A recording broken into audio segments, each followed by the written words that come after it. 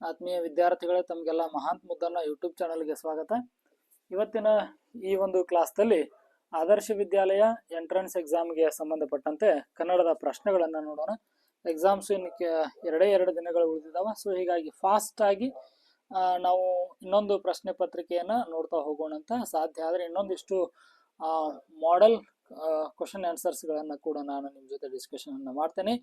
So ಅದಕ್ಕೋಸ್ಕರ ಈ ವಿಡಿಯೋದ ಡಿಸ್ಕ್ರಿಪ್ಷನ್ ಇರುವಂತಹ ಮಹಾಂತ್ ಮುದ್ದನ್ನ ವಾಟ್ಸಪ್ ಚಾನಲ್ ಅನ್ನ ನೀವು ಜಾಯ್ನ್ ಆಗ್ರಿ. ಅದೇ ರೀತಿಯಾಗಿ ಮಹಾಂತ್ ಮುದ್ದನ್ನ ಬ್ಲಾಗ್ ಸ್ಪಾಟ್ ನಲ್ಲಿ ನಿಮಗೆ ಕ್ವಶನ್ ಪೇಪರ್ಗಳನ್ನ ಕೂಡ ನಾನು ಅಪ್ಲೋಡ್ ಮಾಡ್ತಾ ಹೋಗ್ತೇನೆ. ಸರಿ, ಓಕೆ, ವಿಡಿಯೋ ಸ್ಟಾರ್ಟ್ ಮಾಡೋಣ. ಸೊ ಕನ್ನಡದಲ್ಲಿ ಇಲ್ಲಿ ಏನ್ ಮಾಡಿದಾರೆ ಅಂದ್ರೆ ಗದ್ಯವನ್ನ ಕೊಟ್ಟಿದಾರ. ಈ ಗದ್ಯವನ್ನ ಓದ್ಕೊಂಡು ನಾವು ಪ್ರಶ್ನೆ ಸಂಖ್ಯೆ 1ರಿಂದ 3ರವರೆಗೆ ಉತ್ತರಿಸಬೇಕು. ಸೊ ಲಾಸ್ಟ್ ಕ್ವಶನ್ ಪೇಪರ್ ನೋಡಿದ್ವಿ. ಲಾಸ್ಟ್ ಕ್ವಶನ್ ಪೇಪರ್ ಅನ್ನ ನೋಡಿದಾಗ ಅಲ್ಲಿ ಯಾವುದೇ ಪ್ಯಾರಾಗಳನ್ನ ಕೊಟ್ಟಿರ್ಲಿಲ್ಲ, ಹೌದಾ? ಸೊ ನೇರವಾಗಿ ಒಂದು ಸೆಂಟೆನ್ಸ್ ಅನ್ನ ಕೊಟ್ಟು ಅದ್ರ ಮೇಲೆ ಪ್ರಶ್ನೆಗಳನ್ನ ಕೇಳಿದ್ರು. ಆದ್ರೆ ಈ ಸಾರಿ ಒಂದು ಪ್ಯಾರಾ ಕೊಟ್ಟಿದಾರ ವಿದ್ಯಾರ್ಥಿಗಳೇ. ಈ ರೀತಿ ಪ್ಯಾರಾ ಕೊಟ್ಟಾಗ ಆ ಪ್ಯಾರಾದೊಳಗ ಉತ್ತರ ಇರ್ತದ, ನೀವು ಓದಿ ಉತ್ತರ ಗುರುತಿಸ್ಬೇಕಾಗ್ತದ. ಸೊ ಈಸಿ ಅನಿಸ್ತದ, ಆದ್ರೆ ನಿಮ್ ಮತ್ತೆ ಪ್ರಾಬ್ಲಮ್ ಏನು ಅಂದ್ರೆ ಟೈಮ್ ಪ್ರಾಬ್ಲಮ್ ಆಗ್ತದೆ. ಸೊ ಫಾಸ್ಟ್ ಆಗಿ ಓದ್ಬೇಕು. ಸೊ ಫಾಸ್ಟ್ ಆಗಿ ಉತ್ತರಿಸುವಂತ ರೂಢಿಯನ್ನ ನಾವು ಇಟ್ಕೊಂಡ್ರ ಏನಾಗ್ತೀವಿ ಅಂದ್ರೆ ಸಕ್ಸಸ್ ಆಗ್ತೀವಿ. ಸೊ ಕಡಿಮೆ ಟೈಮ್ದೊಳಗಡೆ ಜಾಸ್ತಿ ಕ್ವಶನ್ಸ್ ಗಳನ್ನ ಅಟೆಂಪ್ಟ್ ಮಾಡ್ಲಿಕ್ಕೆ ಸಾಧ್ಯ ಆಗ್ತದೆ. ಸೊ ಪ್ರಶ್ನೆ ಸಂಖ್ಯೆ 1ರಿಂದ 3ರವರೆಗೆ ಉತ್ತರಿಸಿ ಅಂತಿದೆ. ಮೊದಲಿಗೆ ಪ್ರಶ್ನೆಗಳನ್ನ ನೋಡ್ಕೊಂಡ ಗದ್ಯವನ್ನ ನೋಡ್ತಾ ಹೋಗೋಣ ಅಂತ. 3 ಪ್ರಶ್ನೆಗಳು ನೋಡ್ರಿ. ದತ್ತಾತ್ರೇಯ ರಾಮಚಂದ್ರ ಬೇಂದ್ರೆಯವರ ಕಾವ್ಯನಾಮ ಅಂದ್ರೆ ಅವರು ಕಾವ್ಯನಾಮದ ಮೇಲೆ ಪ್ರಶ್ನೆಯನ್ನ ಕೇಳಿದಾರ. ಹೀಗಾಗಿ ಕಾವ್ಯನಾಮ ಯಾವುದು ಅಂತ ಹುಡುಕ್ಬೇಕು ಓದ್ಬೇಕಾದ್ರೆ. ದ.ರಾ. ಬೇಂದ್ರೆ ಅವರು ಬಾನುಲಿ ಕೇಂದ್ರದ ಸಲಹೆಗಾರರಾಗಿ ಸೇವೆ ಸಲ್ಲಿಸಿದ ಸ್ಥಳ ಯಾವುದು ಅನ್ನೋದನ್ನ ನೋಡ್ತಾ ನಾವು ಆ ಗದ್ಯವನ್ನ ಓದ್ಬೇಕು. ದ.ರಾ. ಬೇಂದ್ರೆ ಅವರಿಗೆ ಜ್ಞಾನಪೀಠ ಪ್ರಶಸ್ತಿ ತಂದು ಕೊಟ್ಟಂತ ಕೃತಿ ಯಾವುದು ಅನ್ನೋದನ್ನ ಹುಡುಕ್ತಾ ನಾವು ಆ ಗದ್ಯವನ್ನ ಓದ್ತಾ ಹೋಗ್ಬೇಕು. ವಿದ್ಯಾರ್ಥಿಗಳ ಈ ರೀತಿ ಗದ್ಯವನ್ನ ಕೊಟ್ಟಾಗ ಮೊದಲಿಗೆ ನಾವು ಪ್ರಶ್ನೆಗಳನ್ನ ಓದ್ಕೊಂಡು ಆನಂತರ ಗದ್ಯವನ್ನ ಓದಿದ್ರೆ ನಮಗ ಬಹಳ ಫಾಸ್ಟ್ ಆಗಿ ಗುರುತಿಸ್ಲಿಕ್ಕೆ ಸಾಧ್ಯ ಆಗ್ತದೆ. ಸರಿ, ಹಾಗಾದ್ರೆ ನೋಡ್ತಾ ಹೋಗ್ರಿ. ಅಂಬಿಕಾ ತನಯದತ್ತ ಕಾವ್ಯನಾಮದಿಂದ ನಮಗ್ ಮೊದಲಿಗೆ ಸಿಕ್ಬಿಡ್ತು ಅವರ ಕಾವ್ಯನಾಮ ಅಂಬಿಕಾ ತನಯದತ್ತ. ಸರಿನಾ? ಇಲ್ಲಿ ಆಪ್ಷನ್ ಡಿ ಇದೆ ನೋಡ್ರಿ 1ರೊಳಗಡೆ. ಪ್ರಸಿದ್ಧರಾದ ಶ್ರೀ ದತ್ತಾತ್ರೇಯ ರಾಮಚಂದ್ರ ಬೇಂದ್ರೆ ಅವರು ಕ್ರಿಸ್ತ ಶಕ 1896ರಲ್ಲಿ ಧಾರವಾಡದ ಸಾಧನಕೇರಿಯಲ್ಲಿ ಜನಿಸಿದರು. ಇವರು ಪ್ರೌಢಶಾಲಾ ಅಧ್ಯಾಪಕರಾಗಿ, ಸೊಲ್ಲಾಪುರದ ರಾಜಾರಾಮ್ ಕಾಲೇಜಿನಲ್ಲಿ ಕನ್ನಡ ಪ್ರಾಧ್ಯಾಪಕರಾಗಿ, ಧಾರವಾಡದ ಬಾನುಲಿ ಕೇಂದ್ರದ ಸಲಹೆಗಾರರಾಗಿ ಸೇವೆಯನ್ನು ಸಲ್ಲಿಸಿದ್ದಾರೆ. ಸಿಕ್ತಾ ಉತ್ತರ? ಧಾರವಾಡದ ಬಾನುಲಿ ಕೇಂದ್ರದ ಸಲಹೆಗಾರರಾಗಿ ಅವರು ಸೇವೆಯನ್ನು ಸಲ್ಲಿಸಿದ್ದಾರೆ. ಇಲ್ಲೊಂದು ಉತ್ತರ ಸಿಕ್ತು. ಕನ್ನಡ ನವೋದಯ ಸಾಹಿತ್ಯದ ಪ್ರಮುಖ ಕವಿಗಳಲ್ಲಿ ಒಬ್ಬರಾದ ಇವರು ಗರಿ, ನಾಕುತಂತಿ, ನಾದಲೀಲೆ, ಮೇಘದೂತ, ಗಂಗಾವತರಣ, ಸಖಿಗೀತ ಮೊದಲಾದ ಕೃತಿಗಳನ್ನು ರಚಿಸಿದ್ದಾರೆ. ಇವರ ನಾಕುತಂತಿ ಕವನ ಸಂಕಲನಕ್ಕೆ ಭಾರತೀಯ ಜ್ಞಾನಪೀಠ ಪ್ರಶಸ್ತಿಯು ಲಭಿಸಿದೆ. ಇಲ್ಲೊಂದು ಉತ್ತರ ಸಿಕ್ತಾ? Yes, okay, done. ಹಾಗಾದ್ರೆ ಈಗ ನಾವು ಆ ಪ್ರಶ್ನೆಗಳನ್ನ ನೋಡಿ ಆಪ್ಷನ್ಗಳನ್ನ ಗುರುತಿಸ್ಬಿಡೋಣ. ಇಷ್ಟೊಳಗೆ ನಿಮ್ಗೆ ಗೊತ್ತಾಗಿರತ್ತ. ನೋಡೋಣ, ಆಪ್ಷನ್ಗಳನ್ನ ಕಮೆಂಟ್ ಮಾಡ್ರಿ. ಜಸ್ಟ್ ಆಪ್ಷನ್ಗಳನ್ನ ಕಮೆಂಟ್ ಮಾಡ್ರಿ. 1ನೇ ಪ್ರಶ್ನೆ, ಬೇಂದ್ರೆ ಅವರ ಕಾವ್ಯನಾಮ ಅಂತ ಕೇಳಿದಾರ. ನೋಡ್ರಿ, ನಾನು ಟಿಕ್ ಮಾಡೋದ್ರೊಳಗೆ ನೀವು ಆಪ್ಷನ್ ಅನ್ನ ಕಮೆಂಟ್ ಮಾಡ್ಬೇಕು. ನೋಡ್ರಿ, option D is a right answer.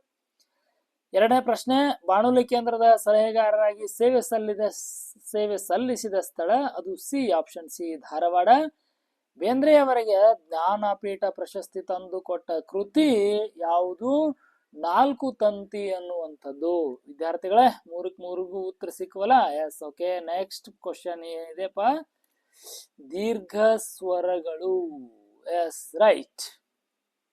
ಇವುಗಳಲ್ಲಿ ಯಾವ ದೀರ್ಘ ಸ್ವರಗಳು ನೋಡ್ರಿ. ಹಾಗಾದ್ರೆ ಯಾವ? ಮೊದಲನೇ ಆಪ್ಷನ್ ಅನ್ನ ಅಲ್ಲ, ಯಾಕಂದ್ರೆ ಅವೆಲ್ಲ ಹ್ರಸ್ವ ಸ್ವರಗಳು. 2ನೇ ಆಪ್ಷನ್ ಅನ್ನ ಅಲ್ಲ, ಯಾಕಂದ್ರೆ ಕಚಟ ತಪ ಇವು ವ್ಯಂಜನಗಳು, ಸ್ವರಗಳೇ ಅಲ್ಲ. ಯ ರ ಲ ವ ಶ ಅಲ್ಲ, ವ್ಯಂಜನಗಳಲ್ಲಿ ಅವರ್ಗೀಯ ವ್ಯಂಜನಗಳು. ಹೀಗಾಗಿ ಅದು ಆಪ್ಷನ್ ಅಲ್ಲ. 1ನೇದು ಆಪ್ಷನ್ ಅಲ್ಲ. Option C is right answer. ಆ, ಇ, ಉ, ಎ, ಓ.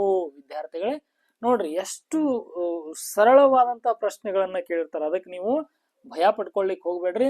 ನಾನು ಎಕ್ಸಾಮ್ ಬರದೇ ಬರಿತೇನೆ, ಒಳ್ಳೆ ಮಾರ್ಕ್ಸ್ ತಗೋತೀನಿ ಅನ್ನುವಂತ ಕಾನ್ಫಿಡೆನ್ಸ್ ಇಂದ ನೀವು ಎಕ್ಸಾಮ್ ಅನ್ನ ಫೇಸ್ ಮಾಡ್ರಿ. ಸರಿ, ಮುಂದಿನ ಪ್ರಶ್ನೆಯನ್ನ ನೋಡ್ರಿ. ಏನಿದೆ ಇಲ್ಲಿ? ಗುಣಿತಾಕ್ಷರದ ಮೇಲೆ ಇದೆ, ಕಾಗುಣಿತಾಕ್ಷರಗಳ ಮೇಲೆ ಪ್ರಶ್ನೆ ಇದೆ ನೋಡ್ರಿ. ನಾವೆಲ್ಲರೂ ಒಂದೇ ಎಂಬ ಭಾವನೆ ಇರಬೇಕು. ಇದ್ರೊಳಗ ಅವರು ನಾವೆಲ್ಲರೂ ಅಂತ ಏನಿದೆಯಲ್ಲ, ಸೊ ಅದರ ಗುಣಿತಾಕ್ಷರ ರೂಪವನ್ನ ಕೇಳಿದಾರೆ ನೋಡ್ರಿ. ನಾವೆಲ್ಲರೂ ನ ಕೂಡಿಸು ಆ ನ ಆ ನಾ ಇದೆ ಎಸ್ ರೈಟ್. ವೇ ಅದ ವ ಪ್ಲಸ್ ಎ, ಹೌದಾ? ಎಸ್ ವೇ ಕರೆಕ್ಟ್. ಲ ಎಲ್ಲ ಲ ಒತ್ತದಲ್ಲ, ಹೇಗಾಗಿ ಎರಡು ಲ ಬರ್ಬೇಕು. ಲ ಲ ಅ ನಾವೆಲ್ಲರೂ ಎಸ್ ರೈಟ್, ಇದು ಸರ್ ಕರೆಕ್ಟ್ ಅದ. ಇನ್ನು ರ ನಾವೆಲ್ಲರೂ ದೀರ್ಘವೂ ಇದೆ, ರ ಕೂಡಿಸು ರು, ಎಸ್ ಎಸ್ ಎಕ್ಸಾಕ್ಟ್ಲಿ ಮೊದಲನೇ ಆಪ್ಷನ್ ಅನ್ನ ರೈಟು. ಏನಪ್ಪಾ ಹಿಂಗಂದ್ರ ನಿಮ್ಗೆಲ್ಲಾ ಗೊತ್ತಿದೆ, ನೀವು ಬಳ್ಳಿ ಬರಿತೀರಿ ಗೊತ್ತಾ? ಕ ಕೂಡಿಸು ಆ ಅಂದ್ರೆ ಅದೇನಾಗತ್ತ? ಕ ಆಗತ್ತ. ಕ ಕೂಡಿಸು ಉ ಬರದ್ರೆ ಅದು ಕು ಆಗತ್ತ. ನೆನಪಾಗ್ತಾ ಇದೆ? ಈ ರೀತಿ ಒಳಗ ಈ ಅಕ್ಷರಗಳನ್ನ ನಾವು ಬಿಡಿಸಿ ಬರೆಯೋದಿರ್ತದ. ಇಲ್ಲಿ ಎರಡನೇ ಆಪ್ಷನ್ ಅ ನಾ, ಇಲ್ಲೇ ಮೊದಲನಿಗೆ ತಪ್ಪಿತು. ನ ಆ ನಾ ವೇ ಇಲ್ಲಿ ತಪ್ಪದ, ದೀರ್ಘ ಎ ಬಂದದ. ಈ ರೀತಿಯಾಗಿ ಬಿಡಿಸಿ ಬರೆದಿದಾರ. ಈ ರೀತಿಯಾಗಿ ಬಿಡಿಸಿ ಬರೆಯುವುದಲ್ಲ, ಅಕ್ಷರಗಳ ರಚನೆ ಅಂತ ಕೇಳಿದಾರೆ. ರಚನೆ ಅಂದ್ರೆ ಗುಣಿತಾಕ್ಷರದ ರೂಪದಲ್ಲಿ, ಬಳ್ಳಿಗಳ ರೂಪದಲ್ಲಿ ಬಿಡಿಸಿ ಬರೀಬೇಕು. ಇಲ್ಲಿ ಇನ್ನೊಂದು ಬಹಳ ಇಂಪಾರ್ಟೆಂಟ್ ನೆನ್ಪಿಟ್ಕೊಳ್ರಿ. ಪ್ರತಿ ಅಕ್ಷರ ಸ್ವರ ಸೇರಿದ ನಂತರ ಅಲ್ಲಿ ಅಲ್ಪ ವಿರಾಮವನ್ನ ಕೊಟ್ಟಿರ್ಬೇಕು. ಕಂಟಿನ್ಯೂ ಎಲ್ಲಕ್ಕೂ ಪ್ಲಸ್, ಇಲ್ಲಿ ಪ್ಲಸ್, ಹಿಂಗ್ ಪ್ಲಸ್ ಪ್ಲಸ್ ಕೊಟ್ಕೊಂತ ಹೊಂಟಿದ್ರೆ ಅದು ತಪ್ಪ. ಒಂದ್ ಅಕ್ಷರ ನಾ, ನ ಕೂಡಿಸು ಆ ನಾ ಆಯ್ತಾ ಅಲ್ಪ ವಿರಾಮ, ವ ಕೂಡಿಸು ಎ ವೇ ಅಲ್ಪ ವಿರಾಮ ಅಂತಲ್ಲ. ಎಸ್ ಎಕ್ಸಾಕ್ಟ್ಲಿ ಈ ರೀತಿಯಾಗಿ ಇರಬೇಕಾಗ್ತದೆ. Option A is the right answer. In Kannada ನೋಡ್ರಿ. ನನ್ನ ಮನೆಯಲ್ಲಿ ಛತ್ರಿ ಇದೆ. ಈ ವಾಕ್ಯವನ್ನು ಬಹುವಚನ ರೂಪದಲ್ಲಿ ಬರೆದಾಗ, ವಾಕ್ಯವನ್ನು ಅಂದಾರ ಅವ್ರು, ಅಂದ್ರೆ ವಾಕ್ಯದಲ್ಲಿರುವಂತ ಎಲ್ಲಾ ಶಬ್ದಗಳನ್ನು ಬಹುವಚನ ರೂಪಕ್ಕೆ ನಾವು ಪರಿವರ್ತಿಸಬೇಕು. ನನ್ನ ಇದ್ದಿದ್ದ ನಮ್ಮ, ಹೌದಾ? ಮನೆ ಇದ್ದಿದ್ದು ಮನೆಗಳಲ್ಲಿ, ಮನೆಯಲ್ಲಿ ಅದ ಮನೆಗಳಲ್ಲಿ. ಛತ್ರಿ ಇದ್ದಿದ್ದು ಛತ್ರಿಗಳು, ಛತ್ರಿಗಳು. ಇದೇ ಇದ್ದದ್ದು ಇವೆ. ಕರೆಕ್ಟಾ? ಎಲ್ಲಿದೆ ನೋಡ್ರಿ? ನಮ್ಮ ಮನೆಗಳಲ್ಲಿ ಛತ್ರಿಗಳು ಇವೆ. D is the right answer ನೋಡ್ರಿ. ಇಲ್ಲಿ ನಮ್ಮ ಮನೆಗಳಲ್ಲಿ ಛತ್ರಿ ಇದೆ ಅಂತ ಬಂದದ, ಹಿಂಗಾಗಿ ಇದು ಅಲ್ಲ. ನಮ್ಮ ಮನೆಯಲ್ಲಿ, ಮನೆಯಲ್ಲಿ ಒಂದೇ ಬಂತಲ್ಲ, ಏಕವಚನ ಬಂತಲ್ಲ. ನನ್ನ ಇಲ್ಲಿ ಏಕವಚನ ಬಂತಲ್ಲ. ಆಪ್ಷನ್ ಡಿ ನೋಡ್ರಿ. ನಮ್ಮ ಮನೆಗಳಲ್ಲಿ ಛತ್ರಿಗಳು ಇವೆ. ಸರಿನಾ? ಹಿಂಗ್ ವಾಕ್ಯ ರೂಪದೊಳಗೆ ಬರೀ ಅಂದ ತಕ್ಷಣ ನೀವು ಛತ್ರಿ ಅಷ್ಟ ಕಾನ್ಸಂಟ್ರೇಷನ್ ಮಾಡಿ, ಮನೆ ಅಷ್ಟ ಕಾನ್ಸಂಟ್ರೇಷನ್ ಮಾಡಿ, ಯಾವುದೋ ಒಂದನ್ನ ಅಷ್ಟ ಸರಿ ಮಾಡಿದ್ರೆ ಅದು ಸರಿ ಆಗಲ್ಲ. ಎಲ್ಲ ಇಡೀ ವಾಕ್ಯವನ್ನ ಕೇಳಿದಾಗ ಇಡೀ ವಾಕ್ಯವನ್ನೇ ಬಹುವಚನ ರೂಪದೊಳಗೆ ಬರೀಬೇಕು. ಯಾವುದಕ್ಕಾದ್ರೂ ಗೆರೆ ಎಳೆದ, ಛತ್ರಿ ಅಷ್ಟ ಗೆರೆ ಎಳೆದ ಬಹುವಚನ ರೂಪದಲ್ಲಿ ಬರೆದಾಗ ಅಂದ್ರೆ ಅದನ್ನ ಅಷ್ಟ ಮಾಡ್ಬೇಕು. ಮನೆಯಲ್ಲಿ ಅಷ್ಟೇ ಗೆರೆ ಎಳೆದ ಬಹುವಚನ ರೂಪದಲ್ಲಿ ಅಂದಾಗ ಆ ಮನೆಯಲ್ಲಿ ಇದ್ದದನ್ನ ಮನೆಗಳಲ್ಲಿ ಮಾಡ್ಬೇಕಾದ್ರೆ ಇಲ್ಲಿ ಪೂರ್ಣ ವಾಕ್ಯವನ್ನ ಕೇಳಿದಾರ. ಹೀಗಾಗಿ ನಾವು ಇಲ್ಲಿ ಪೂರ್ಣ ವಾಕ್ಯವನ್ನ ಬರಿಬೇಕು. ಸೊ ಕ್ವಶನ್ ಪೇಪರ್ ಈಸಿ ಅದ, ನಿಮಗೂ ಕೂಡ ಇದೇ ರೀತಿಯಾಗಿ ಈಸಿಯಾಗಿ ಬರ್ತದೆ. ಇನ್ನು 7ನೇ ಪ್ರಶ್ನೆ ನೋಡ್ರಿ. ಕನಕದಾಸರು ಪ್ರಸಿದ್ಧ ಕೀರ್ತನಕಾರರೆಂದು ಹೆಸರುವಾಸಿಯಾಗಿದ್ದಾರೆ. ಈ ವಾಕ್ಯದಲ್ಲಿರುವ ಅಂಕಿತ ನಾಮ. ನಾಮಪದಗಳಲ್ಲಿ ಏನ್ ಬರ್ತಾವಪ್ಪ? ರೂಢನಾಮ. ನೋಡ್ಕೊಂಡ್ಬಿಡ್ರಿ, ಇವ್ರ ಮೇಲೆ ಪ್ರಶ್ನೆಗಳನ್ನ ಕೇಳ್ತಾರ. ರೂಢನಾಮ, ಅಂಕಿತ ನಾಮ, ಹೌದಾ? ಆನಂತರ ಅನ್ವರ್ಥನಾಮ. ಕ್ವಿಕ್ ಆಗಿ ಹೇಳ್ಬಿಡ್ತೇನೆ ನೋಡ್ರಿ. ರೂಢನಾಮ ಅಂದ್ರ ಮೊದಲಿನಿಂದಲೂ ರೂಢಿಯಿಂದ ಕರೆದುಕೊಂಡು ಬಂದಿರುವಂತವುಗಳು ರೂಢನಾಮಗಳು. ಇವು ಯಾವಾಗ್ಲೂ ಒಂದು ಇಡೀ ಗುಂಪನ್ನ ಸೂಚಿಸ್ತಿರ್ತಾವ ರೂಢನಾಮಗಳು. ಉದಾಹರಣೆಗೆ ಗುಂಪನ್ನು ಅಂದ್ರೆ ಹುಡುಗ ಅನ್ನೋದು ಒಂದು ಗುಂಪ, ಹೌದಾ? ಹುಡುಗರ ಗುಂಪನ ಬಹಳ ಹುಡುಗರು ಇರ್ತಾರ, ಕರೆಕ್ಟಾ? ಹೀಗೆ ಗುಂಪನ್ನು. ಅಂಕಿತ ನಾಮ ಅಂದ್ರೆ ಆ ಗುಂಪಿನಲ್ಲಿರುವ ಒಬ್ಬರನ್ನ ಗುರುತಿಸುವುದಕ್ಕಾಗಿ ಇಟ್ಟಂತಹ ಹೆಸರುಗಳಿಗೆ ಅಂಕಿತ ನಾಮ ಅಂತ ಕರೀತಾರ. ಇಲ್ಲಿ ಹುಡುಗ ಏನಾಗಿರ್ಬೋದು? ರಾಮ ಆಗಿರ್ಬೋದು, ಅಥವಾ ಕನಕದಾಸರ ಆಗಿರ್ಬೋದು. ಹುಡುಗ ಕನಕದಾಸ, ಹುಡುಗ ಬಹಳ ಹುಡುಗರು ಅದಾರ, ಅದ್ರೊಳಗೆ ಗುರುತಿಸಾಕ ಏನಪ್ಪಾ ಅಂದ್ರೆ ಕನಕದಾಸ. ಇನ್ನು ಅನ್ವರ್ಥನಾಮ ಅಂದ್ರ ಆ ವ್ಯಕ್ತಿಯ ಸ್ಥಿತಿ, ಉದ್ಯೋಗ, ಸ್ವಭಾವದ ಆಧಾರವಾಗಿ ಸಂದರ್ಭಾನುಸಾರ ಕರೆಯುವಂತವಕ್ಕೆ ಏನಂತ ಕರೀತಾರಪ್ಪ? ಅನ್ವರ್ಥನಾಮ. ಅರ್ಥಕ್ಕೆ ಅನುಸಾರವಾಗಿ ಅಂತ ಏನ್ ಕರಿತೀವಲ್ಲ, ವ್ಯಕ್ತಿಯ ಗುಣ, ಸ್ವಭಾವ, ಉದ್ಯೋಗದ ಅನುಸಾರವಾಗಿ ಕರೆಯುವಂತವುಗಳಿಗೆ ಅನ್ವರ್ಥನಾಮಗಳು ಅಂತ ಕರಿತೀವಿ. ಉದಾಹರಣೆಗೆ ಕನಕದಾಸರು ಮುಂಚೆ ಏನಾಗಿದ್ರು? ಅವರು ದಂಡನಾಯಕರಾಗಿದ್ರು. ಹೀಗಾಗಿ ಅವ್ರಿಗೆ ದಂಡನಾಯಕ ಅಂತ ಕರಿತಾ ಇದ್ರು, ಹೌದಾ? ಆ ದಂಡನಾಯಕ ಅನ್ನೋದನ್ನ ಬಿಟ್ರೆ ಅವ್ರು ಅದು ನನಗ್ ಬ್ಯಾಡ ಅಂತ ಬಿಟ್ಟು ಏನಾದ್ರು ಅವರು ದಾಸರಾಗಿ ಕೀರ್ತನಕಾರರಾದರು. ಹೌದಾ? ಅದು ಕೀರ್ತನಕಾರರು ಅನ್ನೋದು ಏನಪ್ಪಾ ಅಂದ್ರ ಅನ್ವರ್ಥನಾಮ, ದಂಡನಾಯಕ ಅನ್ನೋದು ಅನ್ವರ್ಥನಾಮ. ವಿದ್ಯಾರ್ಥಿಗಳೇ ಒಂಚೂರು ಫಾಸ್ಟ್ ಆಗಿ ಕಾನ್ಸೆಪ್ಟ್ ಅರ್ಥ ಆಗ್ಯದ ಅನ್ಕೊಳ್ತೇನೆ. ಅರ್ಥ ಆಗಿಲ್ಲ ಅಂದ್ರೆ ಇದಕ್ಕೆ ಸಂಬಂಧಪಟ್ಟ ಹಾಗೆ ವಿಡಿಯೋಗಳು ಈ ವಿಡಿಯೋದ ಡಿಸ್ಕ್ರಿಪ್ಷನ್ ಅಲ್ಲಿ ಒಂದು ವಿಡಿಯೋ ಲಿಂಕ್ ಹಾಕಿರ್ತೇನೆ, ಅದನ್ನ ನೀವು ನೋಡ್ಕೊಳ್ರಿ ಸರಿನಾ. ನಾಮಪದದ ಪ್ರಕಾರಗಳು ಅಂತ. ಇಲ್ಲಿ ಉತ್ತರ ಯಾವುದು ಹಾಗಾದ್ರೆ ಕನಕದಾಸ ಅನ್ನುವಂಥದ್ದು ಸರಿಯಾದ ಉತ್ತರ ವಿದ್ಯಾರ್ಥಿಗಳೇ. Yes, okay. ಇನ್ನ ಮುಂದಿನ ಪ್ರಶ್ನೆಗಳನ್ನ ನಾವು ನೋಡ್ತಾ ಹೋಗೋಣ. 8ನೆಯ ಪ್ರಶ್ನೆ ಹೊಂದಿಸಿ ಬರೆಯುವುದು ನೋಡ್ರಿಪ್ಪ, ಇದು ಹೊಂದಿಸಿ ಬರೆಯುವುದು. ಓಕೆ, ಗಾಂಧೀಜಿಯವ್ರು ಏನು ರಾಷ್ಟ್ರಪಿತ ಅಲ್ಲ, ನಮಗ್ ಗೊತ್ತು ಗಾಂಧೀಜಿಯವ್ರು ರಾಷ್ಟ್ರಪಿತ ಆಗಿರುವಂತ ಆಪ್ಷನ್ ಯಾವ್ದಿದೆ? ಒಂದನೇದಕ್ಕೆ ಇ ಎಲ್ಲಿದೆ?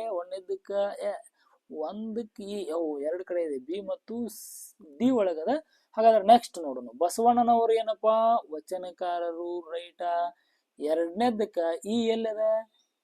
ಒಂದಕ್ಕೆ ಇ ಇದ್ದಲ್ಲೇ ಒಂದೇ ಇದೆ, ಇಲ್ಲಿ ನೋಡ್ಕೋರಿ. ಮೊದಲ ಒಂದನೇದಕ್ಕೆ ಈ ಎರಡು ಕಡೆ ಅದ ಇಲ್ಲ, ಸೊ ಇವೆರಡನ್ನ ಲೈನ್ ಚೆಕ್ ಮಾಡ್ಕೊಂತ ಹೋಗೋಣ. ಈಗ ಎರಡನೇದಕ್ಕೆ ದೀರ್ಘ ಇ ಇರ್ಬೇಕು. ದೀರ್ಘ ಇ ಇರೋದು ಯಾವುದು? Option D. ಇಲ್ಲಿ ಅದ ಇಲ್ಲಿ ತಪ್ಪೈತಿದ, ಹೌದಾ? ತಪ್ತು. ಇದು ಸರಿ ಆಯ್ತು, ಈ ಆಯ್ತನ. ಇನ್ನು ಮುಂದೆ ಸರಿ ಇರ್ತಾವ ನೋಡ್ಬೇಕಾರ. ಅಂಬೇಡ್ಕರ್ ಏನವರು? ಅಂಬೇಡ್ಕರ್ ಕೊಟ್ಟಿದ್ದಾರೆ. ಸಂವಿಧಾನ ಶಿಲ್ಪಿ, ರೈಟ್. ಅಂಬೇಡ್ಕರ್ ಅವರು. ಕುವೆಂಪು ಅವರು ಅಂತ ಹೇಳಿದಾರ ನೋಡ್ರಿ. ಕುವೆಂಪು ಕವಿ, ರೈಟಾ? Yes, exactly. Option D is right answer. ಹಿಂಗ ಒಂದ್ ಸ್ವಲ್ಪ ಫಾಸ್ಟ್ 1, 2 ನಿಮ್ಗೆ ಕ್ಲಿಯರ್ ಆದವು, ನಿಮ್ಗೆ ಅದು ಆಪ್ಷನ್ ಸಿಕ್ತು ಅಂತಂದ್ರೆ ನೀವು ಕಂಟಿನ್ಯೂ ಆಗ್ರಿ ಆಪ್ಷನ್ಗೆ. ಮುಂದೆ 9ನೆಯ ಪ್ರಶ್ನೆ. ಈ ಪದವನ್ನು ಬಿಡಿಸಿ ಬರೆದಾಗ ಆದೇಶ ಸಂಧಿ ಏರ್ಪಡುತ್ತದೆ. ಸಂಧಿಗಳ ಮೇಲೆ ಪ್ರಶ್ನೆಯನ್ನ ಕೇಳ್ತಾರ ಅಂತ ಹೇಳಿದ್ದೆ ಹಿಂದಿನ ವಿಡಿಯೋದಲ್ಲೂ ಕೂಡ. ಇಲ್ಲಿ ಬಂದಿದೆ ನೋಡ್ರಿ. ಮಳೆಗಾಲ ಮೊದಲನೇದ್ ಬಿಡಿಸ್ಬಿಡ್ರಿ. ಮಳೆ ಕೂಡಿಸು ಕಾಲ, ಮಳೆಗಾಲ. ಕದ ಬದಲು ಏನ್ ಬಂತು? ಗ ಬಂತು. ಕ ತ ಪಗಳ ಬದಲಿಗೆ ಏನ್ ಬರ್ತಾವ? ಗದ ಬಗಳು ಬರ್ತಾವ. ಕ ತ ಪಗಳ ಬದಲಿಗೆ ಗದ ಬಗಳು ಬಂದ್ರೆ ಅದು ಆದೇಶ ಸಂಧಿ. ಕರೆಕ್ಟಾ? S, good. ದ ಮೊದಲನೇ ಉತ್ತರನ option A is the right answer. ಹಾಗಾದ್ರೆ ಇನ್ನ 2ನೇ ಪ್ರಶ್ನೆಯನ್ನ ನೋಡ್ರಿ. ಧಾತುವಿಗೆ ಸಂಬಂಧಿಸಿದಂತೆ ಅವಳು ಹಾಡುತ್ತಾಳೆ ಎಂಬುದು, ಹೌದಾ? ಅವಳು ಹಾಡುತ್ತಾಳೆ ನೋಡ್ರಿ. ಹಾಡುತ್ತಾಳೆ ಏನಪ್ಪಾ ಇದು? ಸೊ ಇಲ್ಲಿ ಸರ್ವನಾಮದೊಳಗೆ ಬರ್ತಾವ ಇವು. ಪ್ರಥಮ ಪುರುಷ, ಮಧ್ಯಮ ಪುರುಷ, ಉತ್ತಮ ಪುರುಷ ಅಂತೇಳಿ. ನಾನು, ನಾವು ಅನ್ನುವಂಥದ್ದು ಉತ್ತಮ ಪುರುಷಗಳು, ಸರಿನಾ? ನೀನು, ನೀವು ಅನ್ನುವಂಥದ್ದು ಮಧ್ಯಮ ಪುರುಷಗಳು. ಅವನು, ಅವಳು, ಅವರು ಅನ್ನುವಂಥದ್ದು ಪ್ರಥಮ ಪುರುಷ. ಕನ್ನಡದೊಳಗಡೆ ದ್ವಿತೀಯ ಪುರುಷ ಅಂತ ಇರೋದಿಲ್ಲ. ಕ್ಲಿಯರಾ? ಇದಕ್ಕ ಇಂಗ್ಲಿಷ್ ಒಳಗೆ ಮಾತ್ರ. ಅಲ್ಲಿ ಇಂಗ್ಲಿಷ್ ಒಳಗೆ ಹೆಂಗಿರ್ತದಪ್ಪ? ಫಸ್ಟ್ ಪರ್ಸನ್, ಆನಂತರ ಸೆಕೆಂಡ್ ಪರ್ಸನ್, ಆನಂತರ ಥರ್ಡ್ ಪರ್ಸನ್ ಅಂತ ಇರ್ತದ. ಫಸ್ಟ್ ಪರ್ಸನ್ ಅಲ್ಲಿ I and we, second person you ಬರ್ತದ, third person he, she, it ಎಲ್ಲ ಬರ್ತದ. ಇಂಗ್ಲಿಷ್ ತೊಳಗಿದ. ಇಂಗ್ಲಿಷ್ ತೊಳಗೆ ಕೇಳಿದಾಗ ಇದನ್ನ ನೆನ್ಪಿಟ್ಕೊಡ್ರಿ. ಕನ್ನಡದೊಳಗೆ ಏನಂದ್ರ ಉತ್ತಮ ಪುರುಷ ಅದಲ್ಲ ಇಲ್ಲಿ. ಈ ಉತ್ತಮ ಪುರುಷಕ್ಕೆ ಏನಪ್ಪಾ ಅಂದ್ರ ನಾನು, ನಾವು ಅನ್ನೋದು ಬರ್ತದ. ಮಧ್ಯಮ ಪುರುಷ ಅಂದ್ರ ನೀನು, ನೀವು ಎಲ್ಲ ಬರ್ತದ. ಪ್ರಥಮ ಪುರುಷ ಅಂದ್ರ ಅವನು, ಅವಳು ಅಂತೆಲ್ಲ ಇಲ್ಲಿ ಬರ್ತದ. ಹೀಗಾಗಿ ಇಲ್ಲಿ ಸರಿಯಾದ ಉತ್ತರ ಯಾವುದು ಅಂದ್ರೆ ಪ್ರಥಮ ಪುರುಷ. Okay, done. ಕಮಲ ಶಾಲೆಗೆ ಹೋಗುತ್ತಾಳೆ. ಈ ವಾಕ್ಯವನ್ನು ಭೂತಕಾಲದಲ್ಲಿ ಬರೆದಾಗ ನೋಡ್ರಿ. ಕಾಲಗಳು ಭೂತಕಾಲ ಅಂದ್ರ ಹಿಂದೆ ನಡೆದು ಹೋಗಿರುವಂತದ್ದು, ವರ್ತಮಾನ ಕಾಲ ಅಂದ್ರೆ ಈಗ ನಡೆಯುವಂತದ್ದು, ಭವಿಷ್ಯತ್ ಕಾಲ ಅಂದ್ರ ಮುಂದೆ ನಡೆಯುವಂತದ್ದು. ಇವನ್ನ ನೆನ್ಪಿಟ್ಕೊಳ್ಳಕ್ ಸುಲಭ. ಏನಪ್ಪಾ ಅಂದ್ರ ಭೂತಕಾಲದ ಕಾಲ ಸೂಚಕ ಪ್ರತ್ಯಯ ದ ಅಂತ. ಆ ವಾಕ್ಯದೊಳಗ ಕ್ರಿಯಾಪದದೊಳಗ ದ ಇತ್ತು ಅಂದ್ರೆ ಅದು ಭೂತಕಾಲ. ವರ್ತಮಾನ ಏನಪ್ಪಾ ಅಂದ್ರ ವರ್ತಮಾನ ಕಾಲ. ಉತ್ತ ನೋಡ್ರಿ, ಉತ್ತ ಅಂತಿತ್ತು. ಹಾಡುತ್ತಾಳೆ, ನೋಡುತ್ತಾಳೆ, ಹಿಂಗ ಉತ್ತ ಇದ್ರೆ ಅದು ವರ್ತಮಾನ. ಇನ್ನ ಭವಿಷ್ಯತ್ ಕಾಲ ಅಂದ್ರೆ, ಭವಿಷ್ಯತ್ ಅಂದ್ರೆ ನೋಡ್ರಿ ವ ಅಥವಾ ಉವ ಬಂದಿರ್ತದ.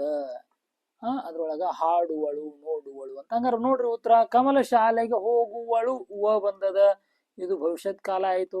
ಕಮಲ ಶಾಲೆಗೆ ಹೋಗುತ್ತಿದ್ದಾಳೆ, ಉತ್ತ ಬಂತಲ್ಲ ಇಲ್ಲಿ, ಉತ್ತ ಬಂತಲ್ಲ, ಹೀಗಾಗಿ ಇದು ವರ್ತಮಾನ ಕಾಲ ಆಯ್ತು. ಕಮಲ ಶಾಲೆಗೆ ಹೋಗಿದ್ದಳು, ದ ಬಂತಲ್ಲ, ಎಸ್, ಇದು ಭೂತಕಾಲ ಆಯ್ತು. ಕಮಲ ಶಾಲೆಗೆ ಹೋಗಬಹುದು ಕ್ರಿಯಾಪದದ ಪ್ರಕಾರದೊಳಗ ಸಂಶಯಾರ್ಥಕ ಅಂತ ಬರ್ತದ ಅಥವಾ ಸಂಭಾವನಾರ್ಥಕ ಅಂತ ಬರ್ತದ, ಅದಲ್ಲಿ ಆಗ್ತದ. ವಿದ್ಯಾರ್ಥಿಗಳೇ, ಇಲ್ಲಿ ಸರಿಯಾದ ಉತ್ತರ ಯಾವುದು ಹಾಗಾದ್ರೆ? Option C is a right answer. Kamala ಶಾಲೆಗೆ ಹೋಗಿದ್ದಳು. ಓಕೆ, ಮುಂದಿನ ಪ್ರಶ್ನೆಗಳನ್ನ ನಾವೀಗ ನೋಡ್ತಾ ಹೋಗೋಣ. ಪದಗಳ ಅರ್ಥಗಳ ಪಟ್ಟಿ ಮತ್ತು ಹೊಂದಿಸಿ ಬರೆಯುವುದನ್ನು ಕೊಟ್ಟಿದ್ದಾರೆ ನೋಡ್ರಿ. ಪದಗಳ ಅರ್ಥಗಳನ್ನು ಕೊಟ್ಟಿದ್ದಾರೆ. ಏನು ಅಧಿಪತಿ ಅಂದ್ರೆ ಏನಪ್ಪಾ? ನಾಯಕ. ಅಧಿಪತಿ ಅಂದ್ರೆ ನಾಯಕ. ಎಲ್ಲಿದೆ? ಒಂದನೇ ಕೀ ಎಲ್ಲಿದೆ? ಒಂದದ. ಎರಡು ಕೊಟ್ಟಿದ್ದಾರೆ. ಏನು ಎ ಒಳಗೂ ಅದ ಮತ್ತು ಬಿ ಲೈನ್ ಒಳಗೂ ಅದ. ಅಂದ್ರೆ ನೆಕ್ಸ್ಟ್ ಆಪ್ಷನ್ ಇನ್ನೊಂದು ಚೆಕ್ ಮಾಡ್ಬೇಕು. ತಾನ ಅಂದ್ರೆ ಸ್ಥಾನ. ನೋಡ್ರಿ ಯಾವ ಆಪ್ಷನ್ ಒಳಗೆ ಕಂಟಿನ್ಯೂ ಆಗಿದೆ? ಇ ಅದ. ಇಲ್ಲಿ ಒಂದನೇದ್ರೊಳಗೆ ಅದ. ತಪ್ಪು ನೋಡ್ರಿ. ಬಿ ಒಳಗ ಒಂದನೇದಕ್ಕಿ, ಎರಡನೇದಕ್ಕ ಈ ತಾಣ ಸ್ಥಾನ. ಹಾಗಾದ್ರೆ ಆಪ್ಷನ್ ಬಿ ಕರೆಕ್ಟ್ ಆಗಿರ್ತದ ನೋಡ್ರಿ. ಕಾಡು ಅಂದ್ರೆ ಅರಣ್ಯ. ನೋಡ್ರಿ ಇಲ್ಲಿ ಮೂರನೇದಕ್ಕ ಆ ಬಂತ. ರೈಟ್. ಗಳಿಸು ಅಂದ್ರೆ ಸಂಪಾದನೆ. ನಾಲ್ಕನೇದಕ್ಕ ಬಂತು. ಕರೆಕ್ಟಾ? ಓಕೆ ನೋಡ್ರಿ ವಿದ್ಯಾರ್ಥಿಗಳೇ, ವಿಡಿಯೋ ಬಹಳ ಫಾಸ್ಟ್ ಅನಿಸ್ತಾ ಇತ್ತು ಅಂದ್ರೆ ಇಲ್ಲಿ ಮೇಲೆ ಸೆಟ್ಟಿಂಗ್ ಐಕಾನ್ ಅದ. ಸೆಟ್ಟಿಂಗ್ ಐಕಾನ್ ಮೇಲೆ ಕ್ಲಿಕ್ ಮಾಡಿ ಅಲ್ಲಿ ಸ್ಪೀಡ್ ಅಂತ ಇರ್ತದ. ಸ್ಪೀಡ್ ಅನ್ನು ನೀವು ಒಂದಕ್ಕಿಂತ ಕಡಿಮೆ 0.5 0.75 ಅಂದ್ರೆ ಸ್ಲೋ ಆಗ್ತದೆ. ಇದಕ್ಕಿಂತ ಫಾಸ್ಟ್ ಕೇಳ್ಬೇಕು ಅನ್ಸಿದ್ರೆ 1.25 1.5 ಒಳಗಿಟ್ಟು ಸೆಟ್ಟಿಂಗ್ ಮಾಡ್ಕೊಂಡ್ರೆ ವಿಡಿಯೋ ಫಾಸ್ಟ್ ಮತ್ತು ಸ್ಲೋ ಆಗ್ತದೆ. ಯಾಕಂದ್ರೆ ಸೊ ನಿಮ್ದು ಟೈಮನ್ನು ಜಾಸ್ತಿ ಹಾಳು ಮಾಡಬಾರ್ದು. ಇನ್ನು ಎಕ್ಸಾಮ್ಸ್ಗಳು 2 ದಿನ ಉಳಿದಿದ್ದಾವೆ ಅಂತ ನಾನು ಫಾಸ್ಟ್ ಆಗಿ ಹೋಗ್ತಾ ಇದ್ದೀನಿ. ಸರಿ, ಓಕೆ. 12 ಪ್ರಶ್ನೆಗಳನ್ನು ನೋಡ್ಕೊಂಡ್ವಿ. ಇನ್ನು 4 ಪ್ರಶ್ನೆಗಳಿದಾವೆ. ಸರಿ, ನೀವು ಈಗಾಗಲೇ ತಯಾರಿ ಮಾಡಿರ್ತೀರಿ. ಇದೊಂದಿಷ್ಟು ರಿವಿಷನ್ಗೋಸ್ಕರ ನಿಮಗೆ 13ನೇ ಪ್ರಶ್ನೆ ನೋಡ್ರಿ. ಧರಣಿ, ಭೂಮಿ, ಇಳೆ ಈ ಪದಗಳಿಗೆ ಹೊಂದುವ ಸಮಾನಾರ್ಥಕ ಪದಗಳು. ಧರಣಿ, ಭೂಮಿ, ಇಳೆ ಅಂದ್ರೆ ಭೂಮಿಯನ್ನು ಅರ್ಥ ಕೊಡ್ಬೇಕ. ತಾರೆ ಅಲ್ಲ, ಆಕಾಶ ಅಲ್ಲ, ರವಿ ಅಲ್ಲ, ಪೃಥ್ವಿ. ಭೂಮಿಗೆ ಪೃಥ್ವಿ ಅಂತ ಕರೀತಾರ. ಕೊಟ್ಟಿರುವ ಚೌಕದ ಖಾಲಿ ಜಾಗಗಳಲ್ಲಿ ಬರಬೇಕಾದ ಅಕ್ಷರಗಳ ಸರಿಯಾದ ಕ್ರಮ. ಎಸ್ ನೋಡ್ರಿ, ಯಾವ್ದಿರ್ಬೋದು ಇಮ್ಯಾಜಿನ್ ಮಾಡ್ಕೊಳ್ರಿ. ಒಂಚೂರು ಫಾಸ್ಟ್ ಆಗಿ ಥಿಂಕ್ ಮಾಡ್ರಿ. ನೋಡ್ರಿ ಏನಿದೆ? ಮಾ ಇದೆ, ಬ ನ ರ. ಓ ಯಾವ ಆಪ್ಷನ್ ಕರೆಕ್ಟ್ ಯೂಸ್ ಮಾಡ್ಬೇಕು? ಏನಂಗಾರೆ ಅದ? ಮಾತು. ಹೌದಾ? ಮಾತು, ಬೆಳ್ಳಿ. ಅಕ್ಷರಗಳನ್ನ ಹುಡುಕ್ಬೇಕು ನಾವೀಗ. ಮಾತು, ಬೆಳ್ಳಿ, ಮೌನ. ಹೌದಾ? ಮೌನ ಏನಪ್ಪ? ಬಂಗಾರ. ಏನಿದೆ? ಮಾತು, ಬೆಳ್ಳಿ, ಮೌನ, ಬಂಗಾರ. ಎಸ್, ಆಪ್ಷನ್ ಏದೊಳಗ ಅದಲ್ಲ ಅದ. ಹೌದಾ? ಮಾತು, ಬೆಳ್ಳಿ, ಮೌನ, ಬಂಗಾರ. Correct. Option is right. Yes, next ನೋಡ್ರಿ. ಇನ್ನ 15ನೇ ಪ್ರಶ್ನೆ. 15 ಮತ್ತು 16 ನೋಡ್ಕೊಂಡ್ಬಿಡೋಣ ಕೊನೆಯದಾಗಿ. ಓಕೆ ವಿದ್ಯಾರ್ಥಿಗಳೇ, ವಿಡಿಯೋವನ್ನ ಲೈಕ್ ಮಾಡ್ರಿ. ಹಾಗೆ ಚಾನಲ್ ಅನ್ನ ಸಬ್ಸ್ಕ್ರೈಬ್ ಮಾಡಿಲ್ಲ ಅಂದ್ರೆ ಚಾನಲ್ ಅನ್ನ ಸಬ್ಸ್ಕ್ರೈಬ್ ಮಾಡ್ಕೊಳ್ರಿ. ರಾಧಾಳು ತನ್ನ ಮಗುವಿಗೆ ಹೊಸ ಬಟ್ಟೆ ತೊಡಿಸಿ ಸಂತೋಷ ಪಟ್ಟಳು. ಈ ವಾಕ್ಯದಲ್ಲಿ ಮಗುವಿಗೆ ಪದವು ಸೂಚಿಸುವ ವಿಭಕ್ತಿ ಪ್ರತ್ಯಯ ಇಗೆ ಅಂತ ಬಂದದ. ಹೌದಾ? ವಿಭಕ್ತಿಗಳು ಗೊತ್ತಿದೆ ನಿಮಗೆ. ಪ್ರಥಮವು, ದ್ವಿತೀಯ ಅನ್ನು, ತೃತೀಯ ಇಂದ, ಚತುರ್ಥಿ ಗೆ, ಕೆ, ಪಂಚಮಿ ದಶೆಯಿಂದ, ಷಷ್ಠಿ ಸಪ್ತಮಿ ಅಲ್ಲಿ. ಓಕೆ, ಗೆ, ಕೆ, ಗೆ. Option C is the right answer. ಗೆ ಅನ್ನೋದು ಬಂದತಿ ಇಲ್ಲಿ. Yes, right. ಉನ್ನತಿ ಪದಕ್ಕೆ ವಿರುದ್ಧ ಪದ ಯಾವುದು? ಉನ್ನತಿ. ಏನಪ್ಪಾ? ಉನ್ನತಿ, ಅವನತಿ. ಎಸ್ ವಿದ್ಯಾರ್ಥಿಗಳೇ, ಇದುವರೆಗೂ ಇದು ಕನ್ನಡದ ಪ್ರಶ್ನೆಗಳಾಗಿತ್ತು. ಈ ನೆಕ್ಸ್ಟ್ ನಾನು ಮ್ಯಾಥ್ಸಿಗೆ ಸಂಬಂಧಪಟ್ಟ ಹಾಗೆ ಒಂದಿಷ್ಟು ಮಾಡೆಲ್ ಕ್ವಶನ್ಸ್ ಗಳನ್ನ ನಿಮ್ ಜೊತೆ ನಾನು ಡಿಸ್ಕಷನ್ ಮಾಡ್ತೇನೆ. ಸೊ ಕಂಟಿನ್ಯೂಸ್ ಆಗಿ ಮಹಾಂತ್ ಮುದ್ದಾನ ಯೂಟ್ಯೂಬ್ ಚಾನಲ್ ಅನ್ನ ನೋಡ್ತಾ ಇರಿ. ಹಾಗೆ ವಾಟ್ಸ್ಆಪ್ ಚಾನಲ್ಗೆ ಜಾಯ್ನ್ ಆಗ್ರಿ. ನಾನು ಅಲ್ಲಿ ವಿಡಿಯೋಗಳನ್ನ ಶೇರ್ ಮಾಡ್ತಾ ಇರ್ತೇನೆ. ಅದರ ಜೊತೆಗೆ ಮಹಾಂತ್ ಮುದ್ದನ್ನ ಬ್ಲಾಗ್ ಸ್ಪಾಟ್ ನಲ್ಲಿ ಕ್ವಶನ್ ಪೇಪರ್ ಗಳನ್ನು ಕೂಡ ಶೇರ್ ಮಾಡ್ಕೊಳ್ತೀನಿ ಅಂತ ಹೇಳ್ತಾ ತಮಗೆಲ್ಲರಿಗೂ ಧನ್ಯವಾದಗಳು.